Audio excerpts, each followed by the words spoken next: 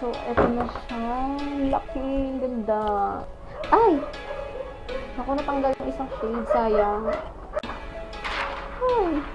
Nagkalat siya, day. Wow! Ayan.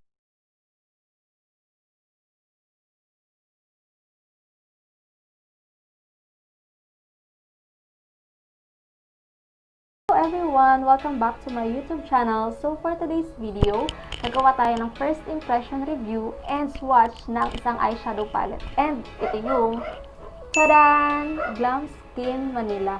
So nabili ko siya sa Shopee for 1,190 and sale siya nung nabili ko. Ang kanyang original price is 1,720. Ilalagay ko na lang yung link sa description box. And ito yung pinakamalaking eyeshadow palette na nakita ko so far. So, nakaka-excite. Gusto ko na siyang gawa ng swatches. And, let's start! So, first, i-unbox muna natin itong palette na to kasi hindi ko pa siya binubuksan. Gusto ko pare-pareho tayong ma-surprise, okay? So, ito, nabuksan ko na yung box. Then, naka-bubble wrap pa siya. So, ito na siya. Laki, ganda. Yan. So, tanggalin lang natin yung kanyang bubble wrap. Ayan. So, ito ang kanyang itsura. Sa likod, nakalagay yung kanyang product description. 24 months. So, pag binuksan siya, may expired, paraben-free, cruelty-free. And designed and formulated in the Philippines, made in PRC. Okay. Ano yung PRC? By the way, guys, dalawa yung kanyang variant. Isa siyang yung isa is glam, which is medyo dark ng content. Ito yung skin, ang aking binili. Kasi ito yung pwede natin magamit for everyday. So, buksan na natin siya. And, ito yung iyong makikita. Tadaan! Ayan. Meron siyang mirror. And, ayan. Ay! Ako, natanggal yung isang shade. Sayang. Sira yung isang shade. Ay! Nagkalat pa, day. So, ayan na guys, medyo nasira itong shade na to. Medyo sobrang powder niya, kaya siguro siya parang natanggal agad. So, nanghinayang lang ako. Pero, guys, ang ganda ng shade. No? Then, ang laki rin ang kanyang mirror. Ayan. So, ang kanyang lock is magnet. Ayan, yun yan siya. Ayan. So, simulan na natin ang pag-swatch ng bawat thing. Kaya lang sa sobrang dami niya, mamimili na lang siguro ako ng tatlong glitters, then yung mga matte shades. Okay? So, let's start with the matte shades. So, itong Hush. Ang creamy niya. Ang creamy niya hawakan. Ayan. Itong Hush. Itong Sure. Itong Night. Block. Ano natin kanyang pigment. Wow. Black na black. Itong Class. And itong Vamp. Ayan. Medyo powdery lang siya. Ayan. Yung ibang shades creamy, yung iba powdery. So, yan. Try na natin. So, ito yung Vamp. Wow, ayan. Napaka-pigmented niya. Pero powdery siya, guys, ha. Pero yung payoff naman ng pigment, grabe, pack na pack. Then, ito naman is yung Class. Ayan. Then, yung Night. Yung color black nila. Grabe, ang itim. Then, ito is yung Sure.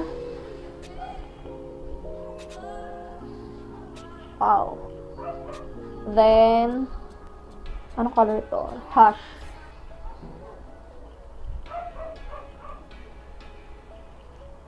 So, ayan. Ang ganda ng color payoff. Sulit. Okay. So, next naman natin is kuha tayo ng tatlong shimmery shades. Okay. So, for shimmer, try natin itong super light. Ito, medyo maaligas-gas yung kanyang ano. Siguro dahil na shimmer, kaya maaligas-gas. It's powdery. Then, ito si Blaze. and jeans. Glitter, nararamdaman mo talagang glitter siya. Ganun yung pakiramdam niya. And swatch na natin. This is polite. Diba? Gold. Then, blaze. And jeans. Pop. Ay sabi. Napaka-pigmented. Ayan, dahil tapos na tayo sa ating swatches. Ang ganda ng kanilang color payoff, pigment kung pigment. Okay, so simulan naman natin yung lalagay. Maglalagay na tayo yung ating first impression. So, as you can see, naglagay na ako ng makeup kanina. Naglagay na ako ng kilay, ng blush on, ng lipstick, and foundation. Para itong eyes na lang, dito na lang tayo magpo-focus. Maglalagay lang ako ng ating primer. Ang gagamitin ko is itong BYS Concealer Duo. Since wala tayong available na primer, itong concealer na lang ilalagay natin dito sa may eyelid natin para mag-show off yung mismong eyeshadow or may pagkakapitan ng ating eyeshadow.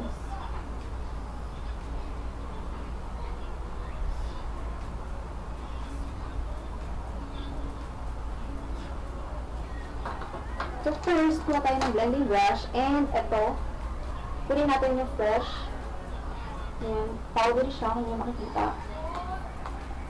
Kita nyo ba? Ayan. Powder siya. Pero yung color payoff naman pakla pa. So tingnan din natin kung kakapit siya sa lid. Then natin guys itong fresh.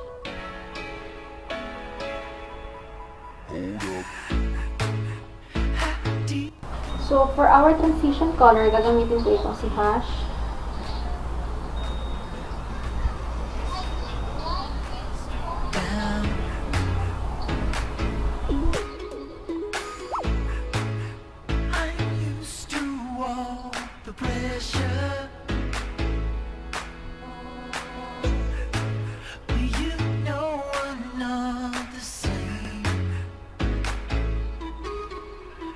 So, gamitin ko itong si sugar. Ito, si sugar.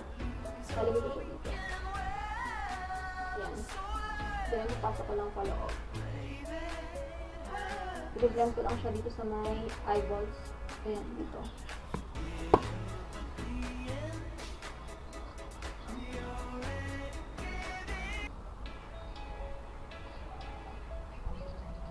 I will be using glass. Ayan. Darker shade para naman dito. Okay. Ito ko ilalagay. Kung kulay agad siya. Then, pat lang. Cause you're pulling me straight down.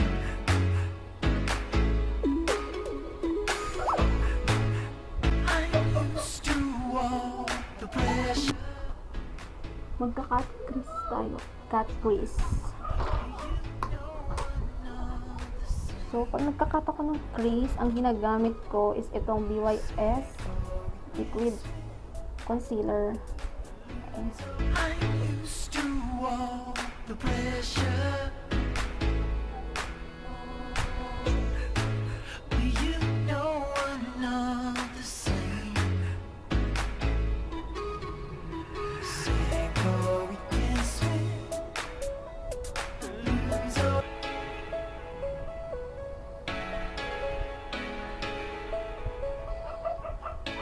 So, ayan.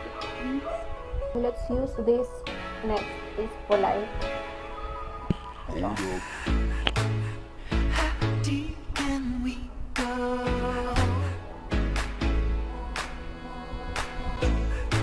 Cause you're pulling me straight down.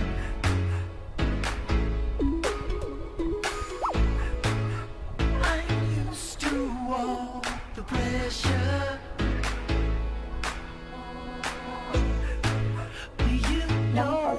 Dito nakakaloka na rin. Kapag naglagay ako ng naglagay lang ako ng powder under eye kasi ang daming fallouts nung glitters. So, yan, puro glitter sa tayo. Ayaw naman natin magkaroon ng puro glitter sa mukha. So, let's continue with this palette. Nakita niyo yung shade ng shimmer. Kahit wala, hindi ko binasa yung aking brush. Ayan, kumakapit. Kapit na kapit pa rin siya. Ayan, wala ka mata.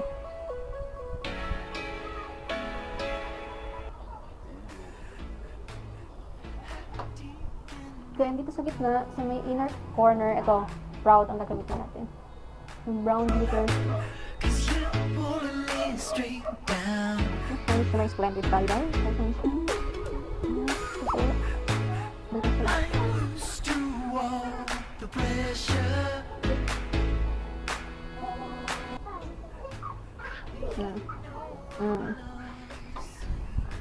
So, maglalagay lang ako ng aking eyeliner and mascara, then I'll be back.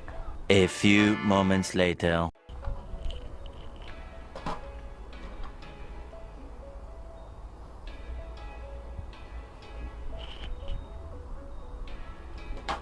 So, ayan, nakapaglagay na tayo ng eyeliner. Medyo pagsubok kasi sa akin gawa ng eyeliner, kaya hindi ko kaya ng napakita ko sa inyo, guys. Sorry.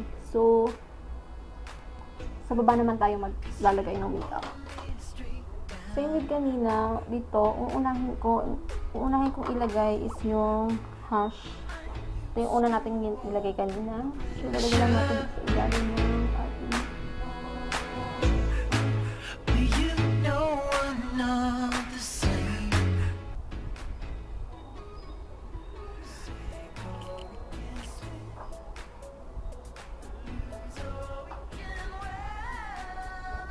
Ano yung nilagay natin dito sa taas, hindi nilagay natin dito sa baba. So, next is yung sugar.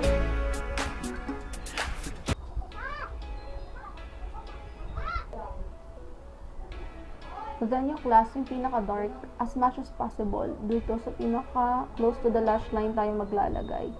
Para hindi tayo mukhang may eyeballs.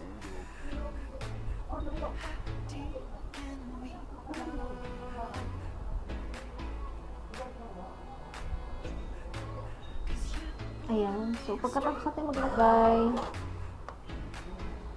ilalagay na ako ng tight line para wala tayong nakikita masyadong wala tayong nakikita white sa taas.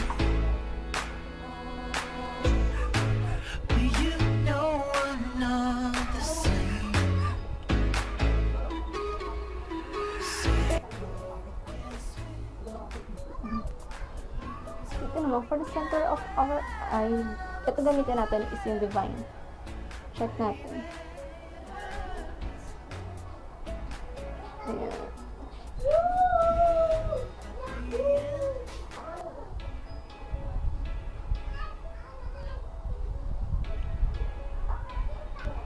For mascara, gagamitin ko itong Hyper Curl Waterproof Mascara.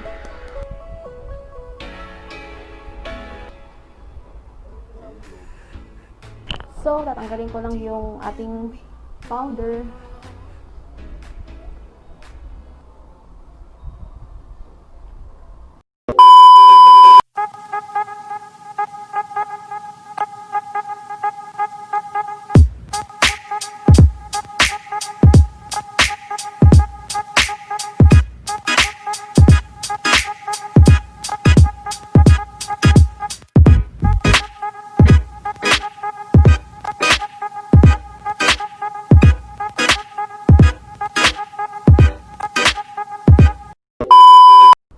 And so, here is our final look.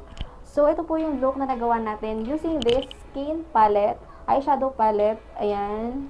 So, ang aking final thoughts is, for its price na 1,720, medyo pricey siya, pero sulit naman siya kung inyong bibilhin. Kasi marami ka ng variety of colors na pwede mo magamit. And lalo na sa mga beginners, magandang investment na ito. Kasi sobrang pigmented, maganda yung kanyang color payoff, and yung shimmer niya sobrang naghihumutok, ayan, ganyan, and ang kanyang nude colors, pwede nyo rin siyang gamitin for everyday, perfect for practice. So, ayan, Ang kanyang packaging, karton siya, pero hindi naman siya mukhang pipitsuging karton lang. So, kung gusto niyo rin rumakit for makeup, magandang kahit ito na lang yung meron ka. Sulit na. Okay?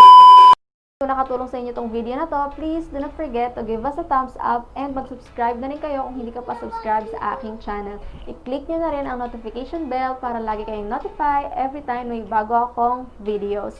So, that's it for today. Thank you for watching and see you on my next video. Bye-bye!